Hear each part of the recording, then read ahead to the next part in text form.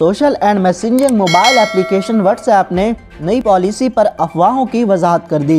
WhatsApp ने privacy policy के हवाले से तमाम अफवाहों को रद्द करते हुए प्राइवेसी को यकीनी बनाए जाने की यकीन दहानी करवाई है।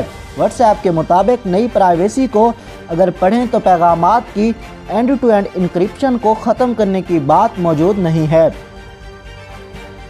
और दर्ज है कि दो अफराद के दरमियान होने वाली गुफ्तगू व्हाट्सएप समेत कोई तीसरा फर्द या इदारा नहीं देख सकता।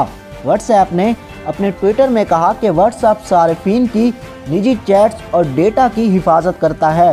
व्हाट्सएप पर की जाने वाली चैट और कॉल्स तक ना ही व्हाट्सएप की रसाई है, ना ही किसी और एप्लीकेशन ख़ुसूसन फेसबुक की है।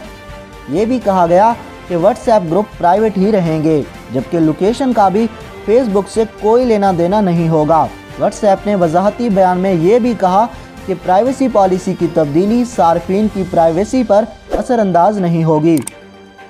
वाज़ेह रहे कि व्हाट्सएप ने अपनी एप्लीकेशन के इस्तेमाल के लिए प्राइवेसी पॉलिसी में नई तब्दीलियां कर दी हैं, जिनको कबूल करना सार्फिन के लिए लाजमी है, वरना उनका अकाउंट डिलीट कर दिया जाएगा।